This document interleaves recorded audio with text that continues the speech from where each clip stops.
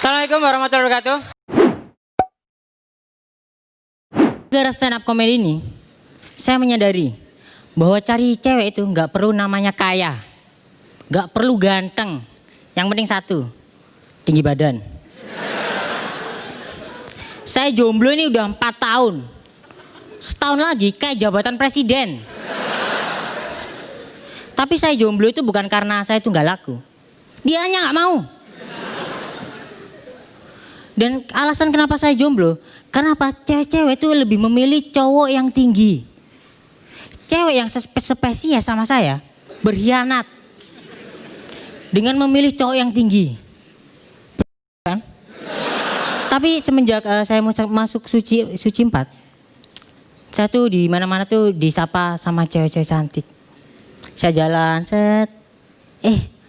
Mas Sarif suci 4 ya? Iya. Iya beneran. Gila, Dodit lucu banget, Mas.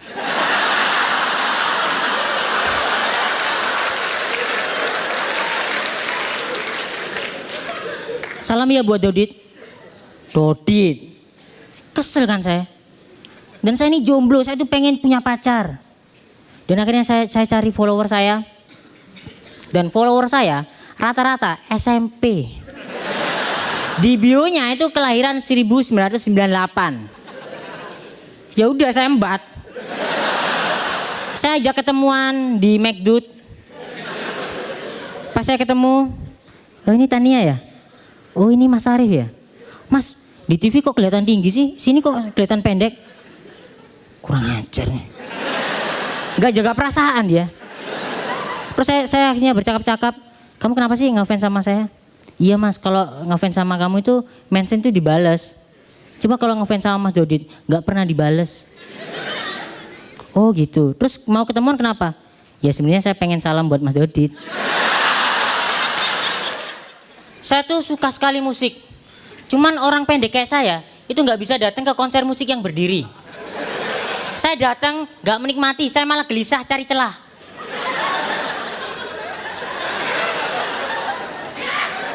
Untungnya sekarang ada kecanggihan teknologi, handphone bentuknya tablet kan ya, bisa diminum jadi ya. Mas konser tuh ada yang ngerekam gini kan, ada yang ngerekam. Nah saya lihat artisnya dari sana. Saya mikir gini, kenapa sih konser tuh nggak adil bagi saya? Harusnya konser tuh dibuat kayak upacara bendera loh. Jadi yang kecil di depan, yang gede di belakang. Jadi semua rata, bisa merasakan. Dan saya tuh ketika itu nonton konsernya Afgan. Tahu Afgan? Ketika Afgan nyanyi lagu Panah Asrama, Panah Asmara, itu diam dulu dah. Ketika Afgan nyanyi lagu Panah Asmara itu pasti kayak gini. Berdebar rasa di dada saat kulihat dirinya. Mungkinkah ini yang dinamakan cinta? Kayak gitu kan? Jangan dengerin suaranya kayak Cipmang lagi pasti. Mesti Afgan kalau nyanyi kayak gitu, saya curiga sebenarnya dia tuh atlet senam. Saya takut besok-besoknya dia tuh pas nyanyi itu random. Jadi pas nyanyi berdebar rasa di dada saat kulihat dirinya. Mungkinkah ini yang dinamakan cinta? Saya takut. Dan paling ngeselin ketika nonton konser itu ada cewek. Cewek paling ngeselin. Kenapa sih ketika Afgan nyanyi lagunya yang dia banget, itu mesti aku banget, aku nangis.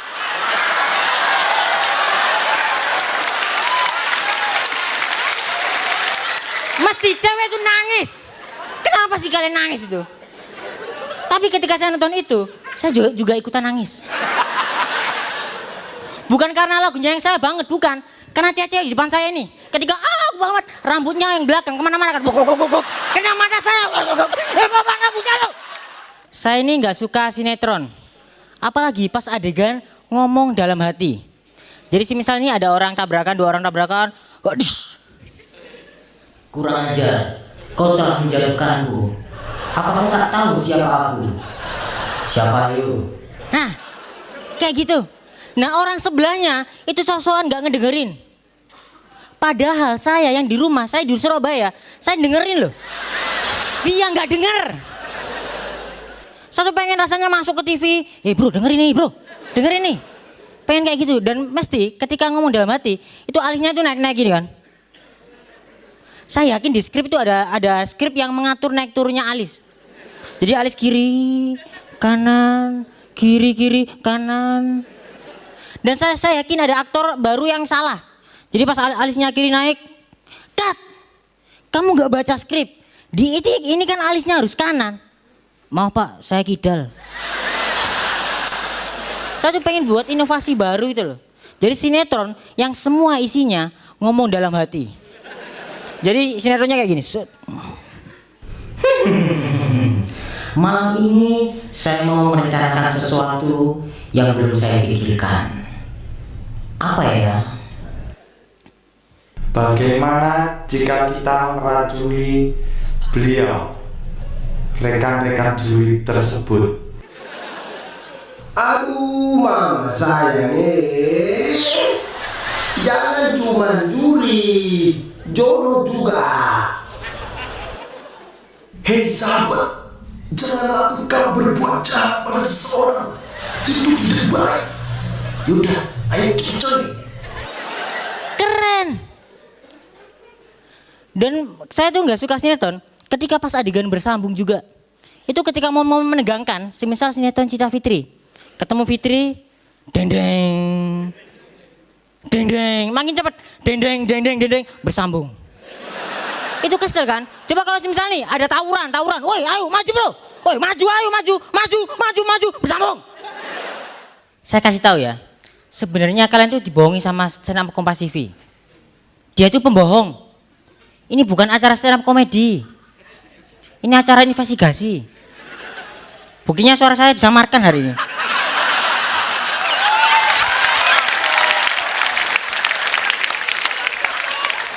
Makanya, diam dulu lah.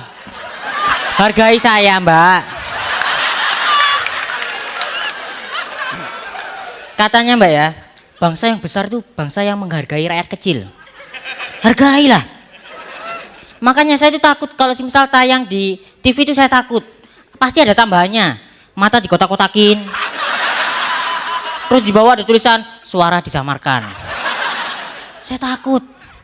Tapi tenang, saya bukan penjual bakso borak, bukan. Saya udah insaf. Pernah nonton acara investigasi? Biasanya di acara investigasi itu ada reka adegan, bener gak sih? Ada reka adegan, di bawahnya ada tulisan diperankan oleh model. Cuman jalannya itu biasa aja. Jadi kalau misal beli borak itu cuman haha. Beli borak biasa. Kalau memang diperankan oleh model, itu harusnya jalannya kayak model dong, iya gak sih? Jadi pas beli 1, 2, 3, 4, 5, 6, 8 beli. Gitu. Meskipun suara saya cempreng amazing gila, suara saya ini juga menentukan siapa yang bakal duduk di DPR. Dan demokrasi ini berjalan tanpa suara saya itu nggak bakal bisa. Suara rakyat kecil. Dalam arti sebenarnya. Dan pemerintah ini cuma janji-janji kosong. Katanya bakal memperjuangkan rakyat kecil. Bohong. Kalau memang memperjuangkan, kenapa sampai sekarang tes CPNS masih menggunakan tinggi badan sebagai syarat utama? Saya kerja apa? Atau orang-orang itu takut saya itu bakal menguasai negeri ini dan membentuk negeri para kurcaci. Kenapa sih? Padahal orang-orang kayak saya ini orang-orang hebat loh. Contohnya Andik Firmansyah, tahu kan? Andik Firmansyah jago bola, larinya cepet. Kenapa dia bisa seperti itu? Karena otak sama kakinya dekat.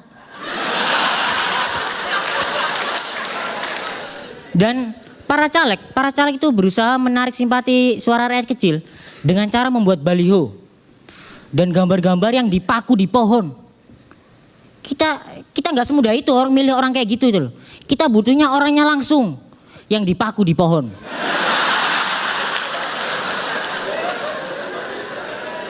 Kan enak ya ketika dia dipaku di pohon, terus dikasih tali di belakang. Kalau ada orang lewat itu tarik-tarik, kikuk. Tariknya gini, kikuk.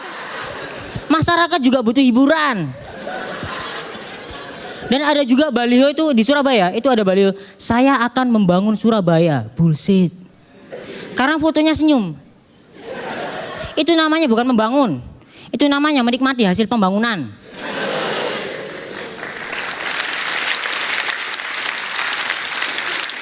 Kalau membangun fotonya jangan gitu, nyekop. Sosok capek. Terus di bawahnya ada tulisan, aku rapopo. Saya kan dari Surabaya kan. Saya tuh Surabaya itu ada yang terkenal tuh makanan lontong balap. Ada pernah tahu? Lontong balap. Awalnya saya tuh takut. Jadi pas makan tuh nggak dikasih sendok, dikasih stang. Saya takut kan. Terus pas makan, weng. Saya takut banget.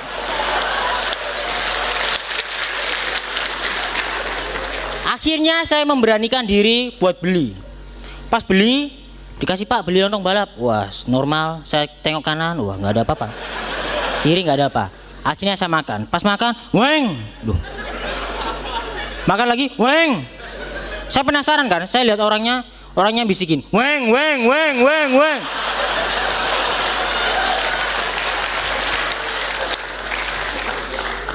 Akhirnya saya tanya, Pak ini sejarah lontong balap ini gimana sih Pak? Sejarahnya ini serius nih, anak kecil nggak pernah bohong nih. Beneran. Sejarahnya di Jalan Wonokromo sepanjang 5 km itu ada penjual lontong di Sunggi gitu loh, dipikul, itu balapan buat mendapatkan tempat terbaik buat jualan. Bayangin balapan, weng, ciu, weng, ciu. Bayangin. Dan saya yang kasihan itu yang beli ketika balapan. Jadi weng, Pak beli Pak, weng, beli Pak, makan weng. Oke, terima kasih Syarif.